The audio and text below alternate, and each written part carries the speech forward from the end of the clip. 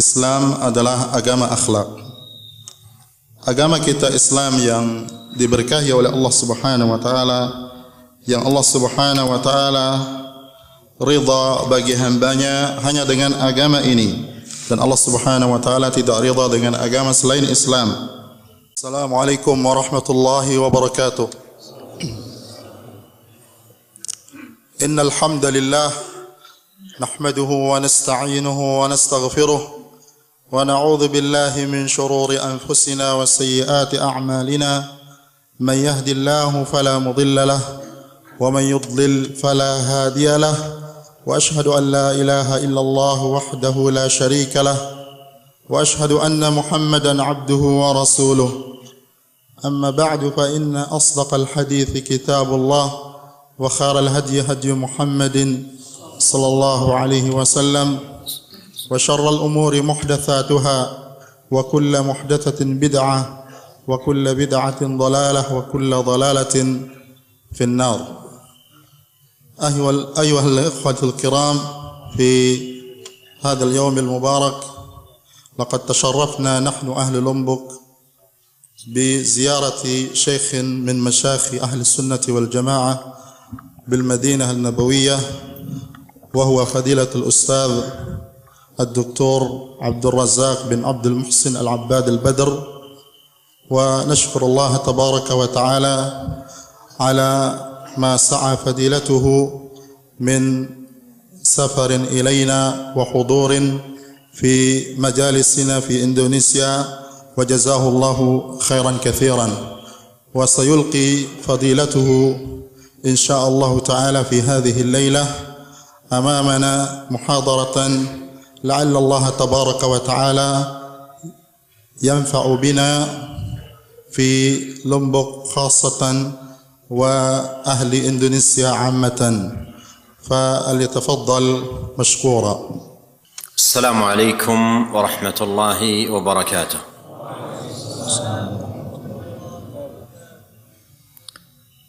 الحمد لله رب العالمين، وأشهد أن لا إله إلا الله وحده لا شريك له، وأشهد أن محمدًا عبده ورسوله صلى الله وسلم عليه وعلى آله وأصحابه أجمعين.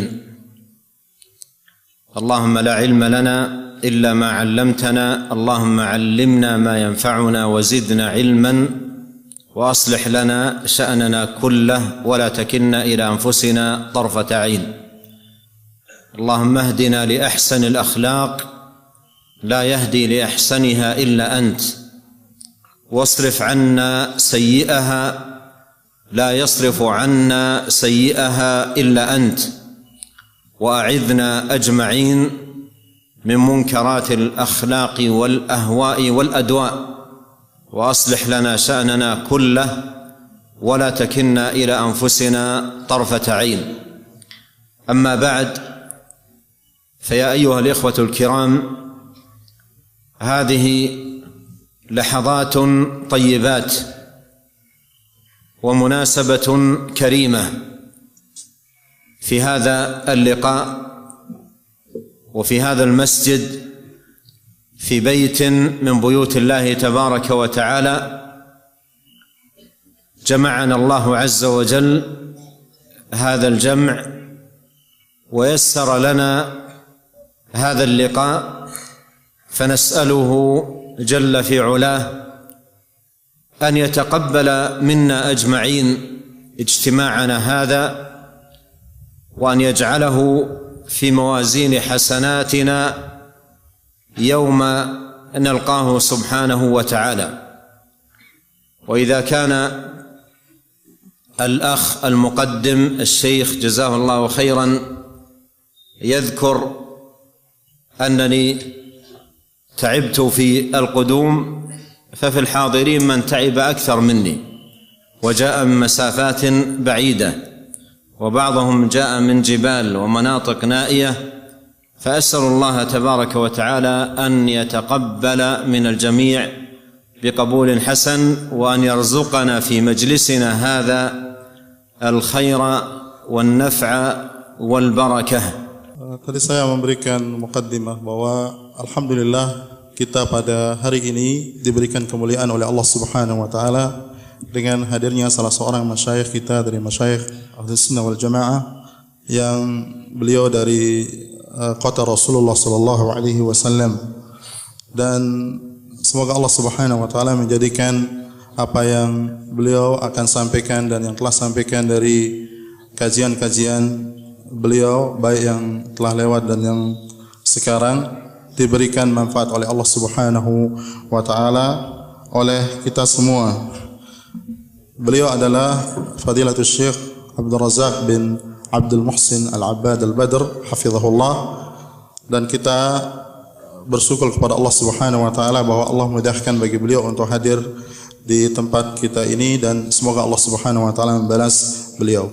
Kemudian beliau setelah mengucapkan pujian kepada Allah Subhanahu wa taala dan bersaksi bahwa bahwasanya tidak ada ilah yang hak kecuali Allah Subhanahu wa taala, dan bahwasanya Nabi Muhammad sallallahu alaihi wasallam adalah utusan Allah Subhanahu wa taala. Kemudian beliau berdoa bagi kita semua agar kita diberikan ilmu oleh Allah Subhanahu wa taala, ilmu yang bermanfaat, dan juga semoga kita diberikan oleh Allah Subhanahu wa taala kemudahan untuk memperbaiki diri kita masing-masing dan memberikan hidayah kepada kita untuk akhlak yang mulia dan dijauhkan daripada akhlak yang jelek, dan semoga Allah Subhanahu wa taala melindungi kita semua dari kemungkaran-kemungkaran akhlak atau akhlak-akhlak yang mungkar, dan juga hawa nafsu yang dimurkai, dan juga penyakit-penyakit hati yang lainnya.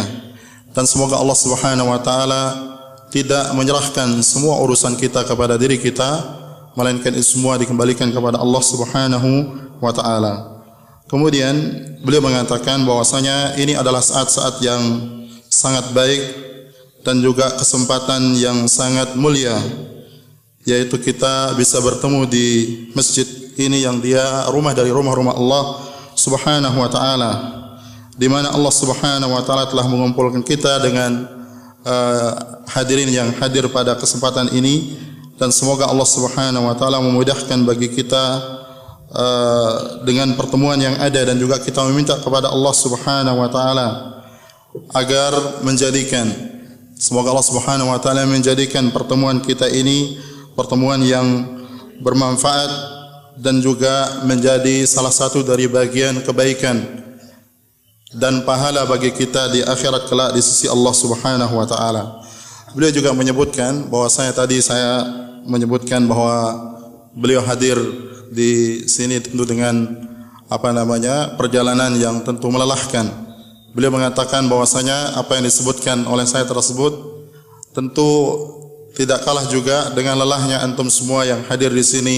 Sebagian datang dari tempat-tempat yang jauh, bahkan dari gunung, ada yang turun gunung dan sebagainya untuk menghadiri kajian ini, dan semoga semua apa yang kita lakukan itu diterima oleh Allah Subhanahu wa taala.